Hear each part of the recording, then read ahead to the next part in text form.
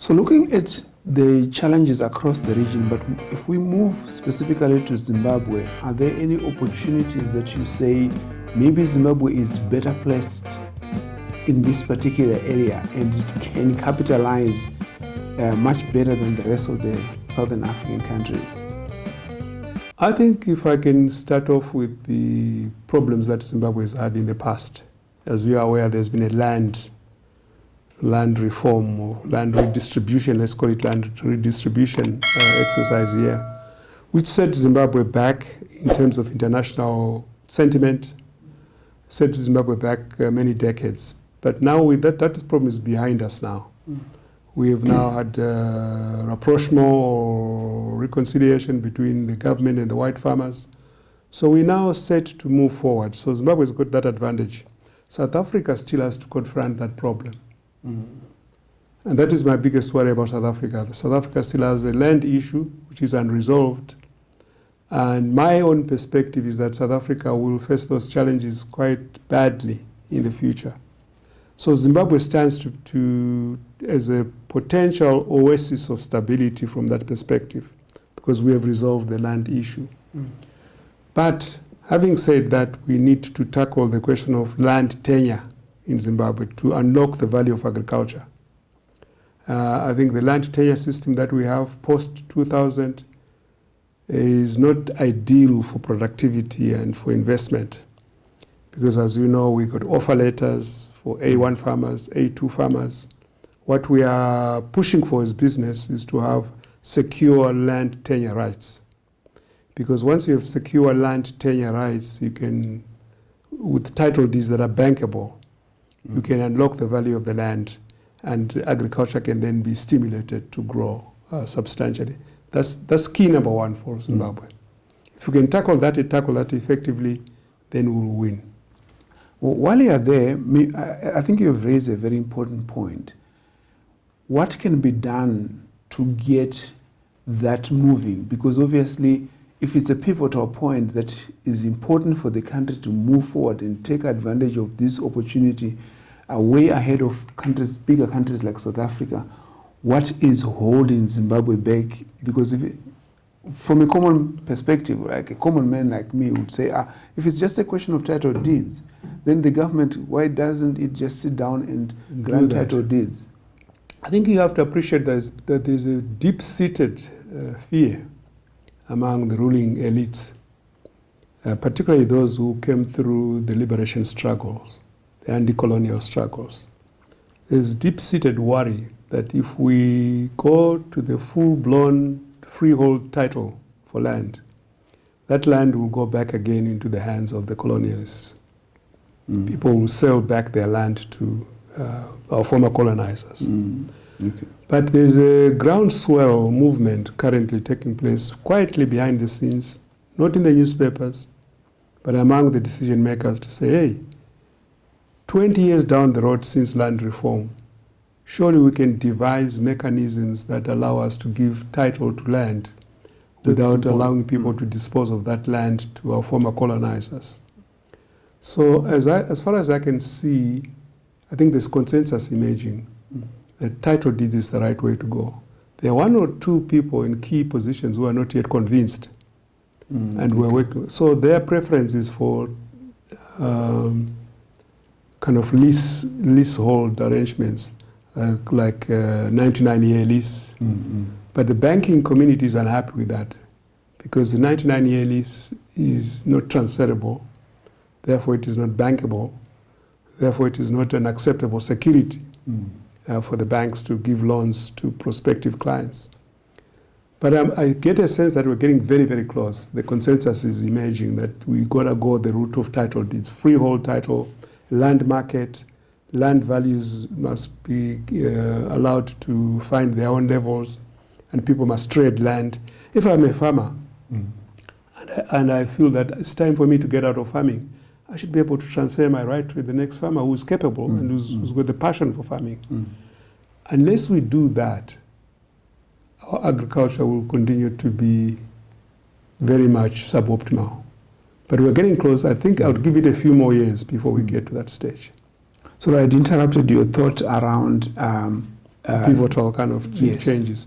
So agriculture is number one.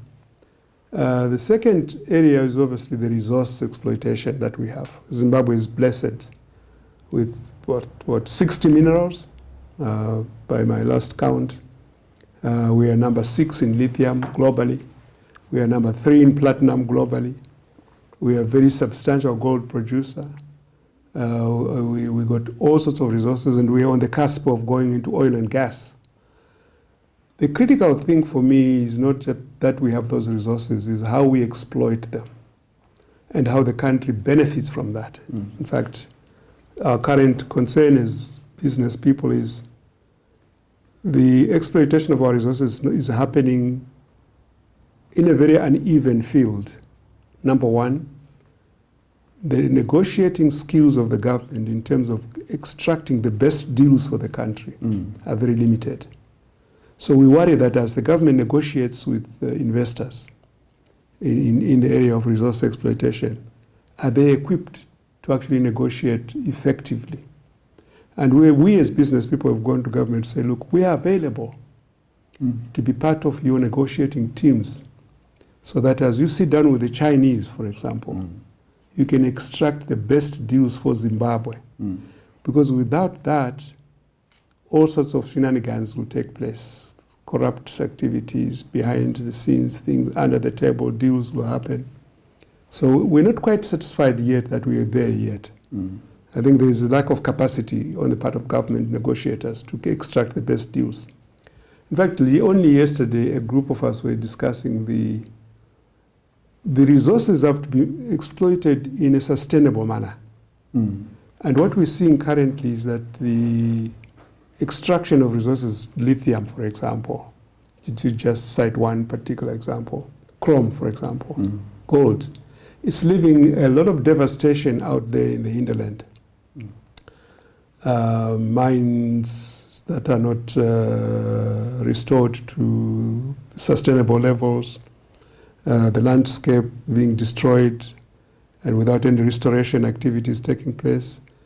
And so we are engaging. In fact, we have dinner with the Chinese ambassador on Monday, this coming Monday, to say, well, how can we get together with Chinese business people here to say, what are you doing? We are obviously welcoming you here, but you've got to do it in a sustainable manner.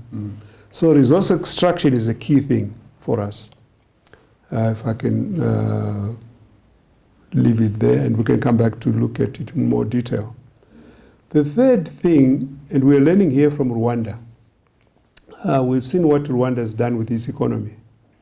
And Rwanda is a shining example of what you can do when you have the population owning assets like houses with title deeds.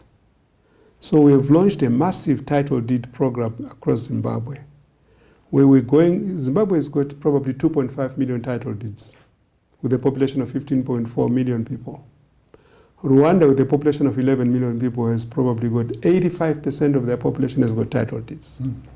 Now that stimulates the whole banking sector. Because when your home is got a title deed, you can go and borrow to improve your house, you can borrow to buy white goods, you can borrow to put solar panels on your roof, you can enhance your life. So our program, which is going to be stretching over a period of 10 to 15 years, is to ensure that title deeds are issued to as many as 6 or 7 million Zimbabweans across the board, from 2.5 where we are today.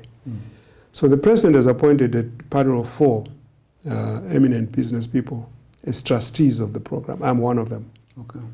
And our role is to work with the banking sector, to work with private sector, digitizing companies, the Rwandan companies that are here, to roll out that program. Informal settlements, to regularize them, to put infrastructure in those places, to stimulate the entire home mortgage market. It's non-existent. So for me, it's transformative. It will unlock billions and billions of dollars in Zimbabwe. It's not fully appreciated by the rest of the economy, the population yet. But if it takes root and takes off substantially, Zimbabwe will be a very different place in 5-10 years' time, if we do it well. I think if I can, Zimbabwe stands in a very, very pivotal place logistically. We are the logistics hub of Southern Africa. As you can imagine, all the kind of raw materials from DRC, Zambia, seeking ports on the eastern coast. And we stand right in the middle. Right now, for example, if I talk about logistics, there's a project underway to build a second pipeline for fuel from Beira to Zimbabwe, so that Zimbabwe becomes the fuel hub for the region, distributing oil to Zambia, to the DRC, to Botswana, to northern parts of South Africa, and that's underway currently. If you look at infrastructure in terms of the railways for the region, the regional railway system is very, very inefficient. There's no standardization in terms of the gauge of the railway lines, in terms of the locomotives, in terms of the signals system. And we as private sector are saying we've got to tackle that comprehensively, not as Zimbabwe, but as a region. As a region. Because once we do that, we unlock the value of the DRC and Zambia, who are obviously loaded with resources. So we're doing that. If you look again from a logistics point of view, the roads network in the country, we, as you are aware, are doing fantastic job with the road linkages from Beitbridge to Chirundu, from Plumtree to Mutare, and we're working on those. But what we're saying to government is, you got to get out of the way. Let the private sector lead that process. The financing of the roads, the financing of the railway system, the financing of the ports in Mozambique, let it be a private sector driven objective. And reluctantly, the governments are beginning to take heed. They're beginning to realize that they cannot fund long-term projects like infrastructure from budgets, from short-term budgets. And that's precisely why there's been so much problem in Zimbabwe, because we're funding infrastructure from budget allocations. It's not sustainable. You've got to bring in big capital, attracted by the private sector and working in conjunction with the private sector to actually do those infrastructure projects. And we're getting traction on that. Slow, but it's beginning to happen. If we can do that, that would be fantastic. So if one were to argue and say, the government has access to experts like you, why is it taking so long? Because obviously, if a country has well-educated and tried and tested leaders, why is it taking so long? Because most Zimbabweans and most Southern African residents or citizens, they've had independence for a long time. But what you find across not just Zimbabwe, perhaps except South Africa, maybe Botswana, is that the infrastructure is still way behind. Is it because the governments want to fund it, as you have pointed, or the governments are stifling the private sector from coming in with capital? What is the scenario? What is your assessment? I think I come to this problem from two perspectives. One is that, particularly in Zimbabwe, let me focus on Zimbabwe and perhaps Mozambique, because these two countries were freed from colonialism through armed struggle, through war of liberation. So there's again deep-seated suspicion of the private sector, because the private sector in colonial terms was thus aligned with the colonizers. So governments in Mozambique and Zimbabwe in particular, and even Tanzania, were very much suspicious of the private sector and didn't see them as partners. And they thought that's problem number one. Secondly, the nationalists who are the leaders currently always felt that they knew what is best for their countries. They didn't realize that their competence in liberating their countries does not extend to running economies. Okay. So now they've actually come to the conclusion that, hey, we don't know anything about running economies. The private sector is best suited for that. Let's come back.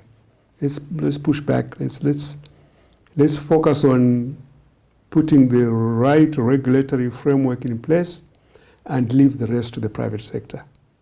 Our current president, for example, has embraced that very strongly. He says we have no business running roads, railways, ports, companies. It's for the private sector. So it's an awakening, if you like, and a realization that, hey, We're not competent at this. Let the people who know the best run with that.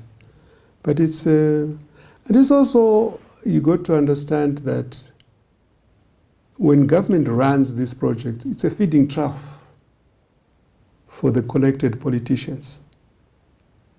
They don't want to relinquish, because that's where they're getting their money from. So the moment it's privatized, it becomes transparent, whereas currently the systems are opaque. So there's a reluctance to let go of the kind of feeding trough that's been there for a long time, which is, obviously politicians have got a very short-term horizon. They're looking to the next elections. We are in the private sector have got a much longer horizon. We're talking 20, 30 years to come, 50 years to come. So I want to move away from that and look at the private sector a little more and say, what you are in the private sector pretty much. What would you want to have in Zimbabwe so that you can attract more capital or collaborate with external capital providers? What would you want to see happening? I think we want consistency, policy consistency, number one. When the economy is experiencing policies that chop and change regularly, you have no confidence. You can't attract capital when you are in that situation. So you need policy consistency, number one. Okay. Secondly, you need stable currency. Because without a stable currency, no investor will want to come in, because they're not sure whether they can extract their profits, their dividends, or their capital when they want to do so. So you need a stable currency. But that stability of that currency depends on policy consistency. So it's chicken and egg kind of situation. Then we want a regulatory environment with very minimal bureaucracy. Because once you have too much red tape, you're creating conditions for corruption. The gatekeepers will be extracting value from the investors all the time. So cut the red tape, make the economy as open as possible, obviously within reason, so that the businesses can make their decisions rapidly and efficiently without too much paperwork and red tape. Zimbabwe is trying to tackle that with the Zimbabwe Development Agency, ZIDA, but we're not yet there. So if you ask me what do we want to see to make sure that the terrain is attractive to investment, first, policy consistency. Secondly, as little bureaucracy as possible. And thirdly, we want to see a regulatory framework that's open, a currency that's stable, and a regulatory framework that's very friendly and attractive. Zimbabwe is just part of the SADC region, and there are opportunities, I suppose, for Zimbabwe to take a lead within the region, but also to collaborate. Are there any areas where you see Zimbabwe being best positioned or placed to take a lead and perhaps to collaborate, especially on areas where there's a greater need for service in this country or greater need for working with other countries that are around us? Very much so. We have the best skills base in the region. Zimbabwe's population is the most highly educated in the entire region, if not in Africa. We export skills. If you go to South Africa today, you'll find many Zimbabweans in prominent positions, similarly in Mozambique, Zambia, and all the other countries. So we need to be smart about how we channel skills into the region, number one. Obviously, I'm speaking as a Zimbabwean from a selfish point of view. So our skills advantage should be leveraged, and we're not leveraging it sufficiently. Secondly, I think we are very much the heartbeat of the region from a financial services point of view. That's why we want to create an offshore financial center in Zimbabwe, in Victoria Falls. No other country in the region has got an attraction like Victoria Falls. So one of the things in the pipeline today is how do you create an offshore financial center in Victoria Falls? The legislation has been passed. The mechanisms are being worked on. We want to replicate what Kazakhstan did. And they took some very radical measures in Kazakhstan. They changed the constitution to give this enclave all the rights and protections that it needs. And in fact, we have people from Kazakhstan who are working with us currently to create an offshore financial center bigger than Botswana, bigger than Mauritius, in Vic Falls, and it's underway. Because we have the unique skills. Our banking sector is very developed. I think in Africa, only 2 countries are probably ahead of us. Maybe 3 countries, South Africa, Kenya, Nigeria. We've got a very deep financial base here in terms of banking sector, capital markets, structure, and so forth. Just that the world isn't fully aware of that. And many Zimbabweans are working in international organizations across the world. So, yeah, we can play that role. That is apart from the logistics coordination that we can play, coordinating role to coordinate the whole region in terms of logistics. Being at the center of the SADC region. Absolutely. Our estimation is that we need about $200 billion to be spent on infrastructure in the region, and Zimbabwe is central to that. We have recently had trips to the United States to engage US business people to say, are you aware that there's a large prize to be won in Zimbabwe, in SADC, as much as $200 billion worth of infrastructure projects, if you come in? And we think that, because we've been lobbying this United States State Department, I have appeared before the United States Senate myself, and we think that the recent relaxation in the sanctions regime in Zimbabwe is for 2 reasons. One, the US business lobby groups have been lobbying their government to say, look, we are missing out in Zimbabwe. Zimbabwe is pivotal to the success of SADC. Secondly, the critical raw materials that we have, which are second to none in Africa, and the Chinese are helping themselves, the Americans are not there. The Americans want to be sitting around that table and also looking at our lithium, our uranium, our rare earth minerals, which have been confirmed. So we need to leverage that again in Zimbabwe. So if you ask me, if I take a long-term view, if you ask me about my kind of projection in 10, 15 years, this economy will be unrecognizable, totally. If we just get the right policy environment, currency stability, the opportunities are humongous, absolutely humongous.